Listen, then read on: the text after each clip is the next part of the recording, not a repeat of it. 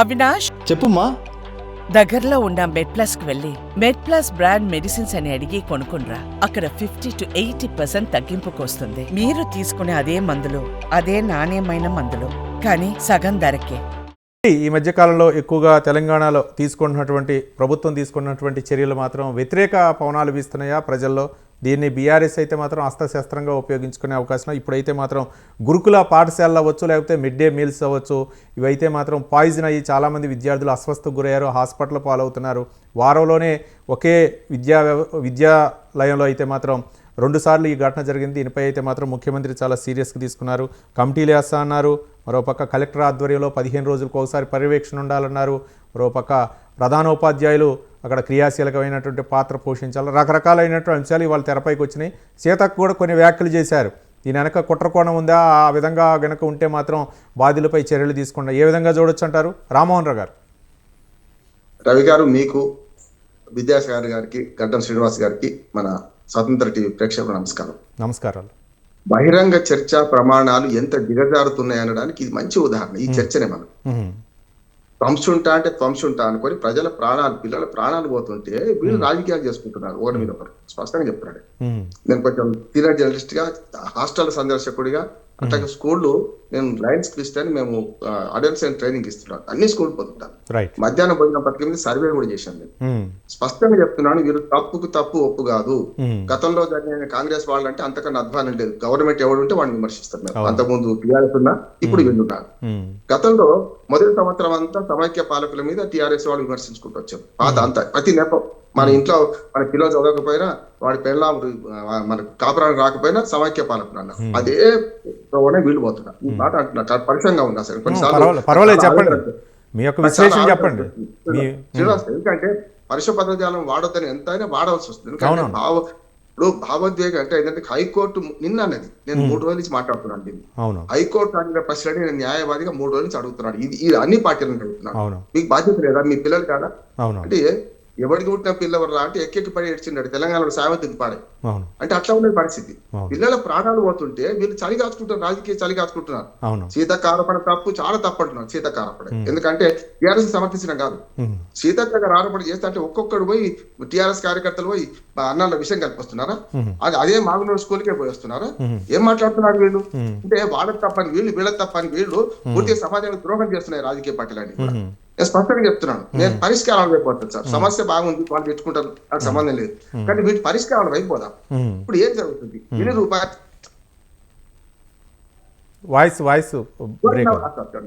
Phone వచ్చింది. ఎవరైనా ఒక్కరన్నా, నేను రాజకీయ పార్టీ ఛాలెంజ్ చేస్తున్నాను, 1 నుంచి 5వ తరగతి పిల్లలకు భోజనం పెట్టే పైసలు ఎవరు ఇస్తున్నారు, ఎంత ఇస్తున్నారు? 6 నుంచి 8 దాకా ఎవరు ఇస్తున్నారు, ఎంత ఇస్తున్నారు? 9, 10కి ఎవరు ఇస్తున్నారు, ఎంత ఇస్తున్నారు? ఒక్కరు చెప్పానండి. నాకు నేను ఛాలెంజ్ చేస్తున్నాను అందరూ.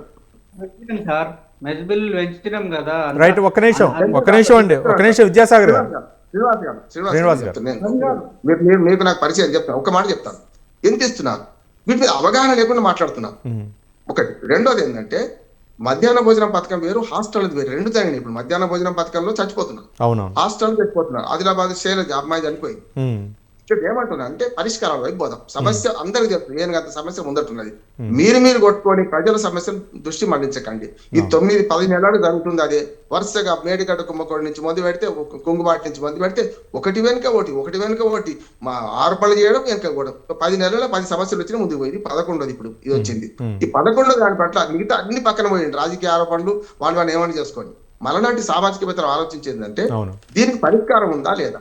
రెండే ఉన్నాయి. మనిషి సృష్టించుకున్న సమస్యలకు రెండింటికే పరిష్కారం లేవు, అన్నిటికీ ఉంటాయి. మానవ సృష్టికి ఒకటి వార్ధక్యము, 2 మరణం. ఈ 2 ఎవరు తప్పించలేరు. కానీ ఇటువంటి చిన్న సమస్యను కూడా వేల కోట్ల రూపాయల సంక్షేమ పథకాలు ఖర్చు పెడుతున్న ఈ ప్రభుత్వాలు, ఆ పాత కావచ్చు ఇవాళ కావచ్చు, వీళ్ళు ఒక 3,000 కోట్ల రూపాయలు అదనంగా మొత్తం కేంద్రం రాష్ట్రం కలిపి భరిస్తే నాణ్యమైన భోజనం పెట్టవచ్చు కదా. నేను ఒక ఉదాహరణ చెప్తాను. మీరు జిహెచ్ఎంసీ పని కాదు, జిహెచ్ఎంసీ భోజనం సరైనది కాదు. భోజనం అనేది కాదు, వాడు చేయాల్సింది రోడ్లు బాగా చేయాలి, లైట్లు బాగా చేయాలి, చెత్త తీసుకుపోవాలి. ఇవి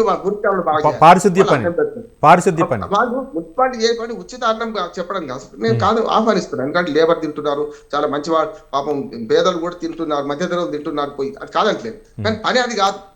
అసలు జిహెచ్ఎంసీ మున్సిపాలిటీ చేయాల్సిన పని అది. కానీ 5 రూపాయల భోజనం ఎంత తీసుకుంటున్నానంటే గతంలో జానారెడ్డి గారు కూడా ఆఫీసులు గాంధీ భవన్ తెప్పించుకుని బ్రహ్మాండంగా ఉంది 5 రూపాయల భోజనం అన్నారు. ఎందుకు వచ్చింది తెలుసా? 5 రూపాయల భోజనం ఎందుకు మంచిగా ఉందంటే 5 రూపాయల భోజనానికి 17.5 రూపాయలు, ఇప్పుడే 22 రూపాయలు చెల్లిస్తుంది గవర్నమెంట్. ఏది? స్వచ్ఛంద సంస్థలకు. వాళ్ళు సేవాభావ దృక్పథంతో కొంత కలిసి వాళ్ళు అక్కడ 5 రూపాయల భోజనం అందిస్తున్నారు. మిగతా పైసలంతా రియంబర్స్మెంట్ ప్రభుత్వం అంటే మున్సిపాలిటీ డబ్బులు, అవి మున్సిపాలిటీ వాళ్ళు రియంబర్స్ చేస్తారు, కార్పొరేషన్ వాళ్ళు. అట్లనే ఇప్పుడు ఇవాళ 1 నుంచి 5వ తరగతికి 6 రూపాయల 49 పైసలు గవర్నమెంట్ ఇస్తుంది. గవర్నమెంట్ ఆఫ్ ఇండియా 60% ఇస్తుంది డబ్బులు, మన రాష్ట్ర ప్రభుత్వం 40 పెట్టుకుంటది. అట్లా మొత్తం మీద 9 రూపాయల లోపే అన్ని కూడా పెంచారు. గతంలో గారితో నొక్కిపిస్తున్నారు, పెంచారు. ఇప్పుడు ఎంత పెంచింది తెలుసా సార్? 75 పైసలు, రూపాయి 9 పైసలు, రూపాయి 16 పైసలు. ఇది ఏమేస్తున్నారు వీళ్ళందరికీ?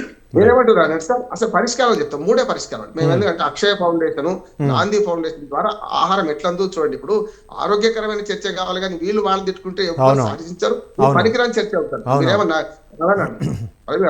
ఏంటంటే అక్షయ ఫౌండేషన్, గాంధీ ఫౌండేషన్ పూర్తిగా 5,000 మందికి, మీరు ఎప్పుడైనా మన వీడియో వాళ్ళు పంపించండి, మనకు స్పెషల్ ఎపిసోడ్ చేయండి. ప్రపంచంలో 5,000 మందికి 2 గంటల్లో వంట అవుతుంది. 5,000 మందికి 2 గంటల్లో వంట. అంత ఆధునికమైన కిచెన్లు వచ్చినాయి. వాళ్ళు ఏం చేస్తున్నారు అంటే జోగిపేట ఆ నారాయణఖేడ్ వరకు, అంటే నేను ఆ రూట్ చూశాను కనుక చెప్తున్నాను. వాళ్ళు ఉదయము అంటే మన మధ్యాహ్నం భోజనం కదా వాళ్ళకు, సరిగ్గా అక్కడ దాకా వెహికల్స్ వెళ్తాయి, ఆహారం వేడిగా వడ్డిస్తున్నారు, మళ్ళీ సాయంత్రానికి రిటర్న్ తెచ్చుకుంటున్నారు. మరి ఆ పని వాళ్ళు వీళ్ళు చేయొచ్చు కదా. అంటే ఏ కిచెన్ దానికి ఏ వంట కానీ, అంటే ఇప్పుడు వంట వాళ్ళు స్ట్రైక్ చేస్తారండి. ఎక్కడికక్కడ వంట వంటి ఇట్లా ఉంటది. సెంట్రల్ కిచెన్ సిస్టమ్ పెట్టి అన్ని స్కూళ్లకు మధ్యాహ్న భోజనం ఒకే దగ్గర నుంచి అందించవచ్చు. అది ప్రభుత్వం ఒక్కసారి పెట్టుబడి పరిష్కారం. ఒకటి నెంబర్ 1. హాస్టల్ ఇంకా మంచిది. హాస్టల్ ఎంత మంచిది అంటే హాస్టల్ గురుకుల హాస్టల్ అవన్నీ కలిపి దాదాపు వేల సంఖ్యలో వచ్చినాయి. 100 పోయినాయి, వేల సంఖ్యలో వచ్చినాయి కదా. ఈ వేల సంఖ్యల హాస్టల్కు అక్కడే అంటే ఒక 4-5 హాస్టల్, ఒక జిల్లాకు సెంట్రల్ కిచెన్ పెట్టి డైరెక్ట్ గా అందించవచ్చు కదా. అప్పుడు ఏం చేస్తారంటే స్వచ్ఛంద సంస్థలు కనుక పనిచేస్తుంటే అదనంగా వీళ్ళు కొన్ని ఆహార పదార్థాలు పెడతారు. మీరు ఒక సర్వే చేయండి. వాళ్ళు ఏం చేస్తున్నారు? ఎవరైనా పుట్టినరోజుకి అరటి పండు ఇస్తే అరటి పండు పెడుతున్నారు, ఎవరైనా పుట్టినరోజు స్వీట్ ఇస్తే స్వీట్ పెడుతున్నారు. ఈ కాంట్రాక్టర్లకు ఇస్తే కాంట్రాక్టర్లు ఈ ఇందులో అవినీతి ఎంత ఉందంటే, ఏ ప్రభుత్వం కాంగ్రెస్ ప్రభుత్వం వచ్చినా కాదు, ఏ ప్రభుత్వం అయినా కూడా 6 రూపాయల 40 పైసలు భోజనం పెట్టమంటే కాంట్రాక్టర్ ధర్మదాత కాదు, ధర్మం కోసం పనిచేస్తాడు. కాంట్రాక్టర్ డబ్బులు వెళ్తుంటాడు కదా, నీళ్ళ కారు పోస్తాడు, చేస్తాడు. నేను గమనించి 4 రోజుల నుంచి స్కూల్ తిరుగుతున్నాం రవి గారు, క్షేత్రస్థాయిలో జరుగుతుంది చెప్తారు. కుళ్ళిపోయిన టమాటాలు వాడుతున్నారు, కుళ్ళిపోయిన కోడిగుడ్లు వాడుతున్నారు. ఇంకొకటి కూడా నేను ఈ విషయం మీద మన ఫుడ్ సేఫ్టీ అధికారులతో మాట్లాడితే వాళ్ళు ఏం చెప్పారంటే, కొన్ని కూరగాయలు, కొన్ని ఆహార పదార్థాలు 3-4 గంటల కన్నా ఎక్కువ ఉండేవి సార్. ఉదాహరణ మనకు ఆలుగడ్డ ఉంటుంది సార్, ఆలుగడ్డ వండిన 4 గంటల్లో మాక్సిమం వాడాలి. వాడుతున్నామా? అట్లాగే పదార్థాలు ఇప్పుడు మనకు పాత పద్యం ఉంది, ఆత్మశుద్ధి లేని శివపూజలు, అది ఎలా భాండ శుద్ధి లేని పాకమేనా అన్నాడు. ఇవాళ చెప్పింది విషయం వేమన చిత్రంలో ఉంది. భాండ శుద్ధి లేకుండా పాకం వండితే ఏమైతుంది? కానీ రామ్మోహన్ రావు గారు మీరు ఒక మంచి సూచన చేశారు. కానీ ఇది ఎప్పుడు ఏ ప్రభుత్వం ఆధ్వర్యంలో చేసినా సరే, ఈ ప్రభుత్వం కాదు ఎప్పుడు చేసినా సరే, ఇంకొకటి ఏంటంటే ఎక్కడో చాట ఈ లోపభూయిష్టం అవ్వటం, లేకపోతే రకరకాల పారిశుద్ధ్య లోపం అవ్వచ్చు, ఎక్కడో చాట జరుగుతూనే ఉంటాయి.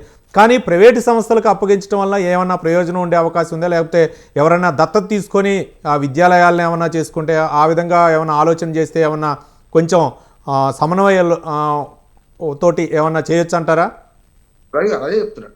ఇప్పుడు అలా మళ్ళీ ప్రైవేటీకరణ చేస్తే కష్టమైంది. చారిటీ సంస్థలు నేను చెప్పిన అక్షయ ఫౌండేషన్, నాంది ఉన్నది, మనకు ఇవన్నీ ఉన్నాయి కదా, మనకు ఇంకా 2-3 ఉన్నాయి సార్. వీళ్ళందరూ కూడా ఏం చేస్తున్నారంటే వాళ్ళు ఇచ్చే డబ్బులకు అదనంగా వాళ్ళు డొనేషన్ చేసి మంచి ఆహారాన్ని ఇప్పుడు అందిస్తున్నారు. నేను ప్రత్యక్ష సాక్ష్యం చూపెడతా. కొన్ని మధ్యాహ్న భోజనం స్కూల్ అక్కడ మరణాలు సంభవిస్తలేవు కదా. ఒకే స్కూల్లో 3 సార్లు జరుగుతుంటే ప్రభుత్వం గడ్డి పెడుతుంది, ఏం చేస్తుంది చెప్పండి? నాకు ఆవేదన వస్తుంది.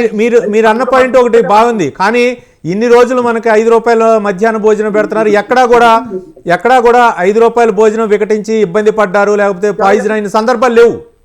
ఎందుకైంది అంటే ఇక్కడ ఏమైంది సార్, ఒక్క మాట చెప్తాను.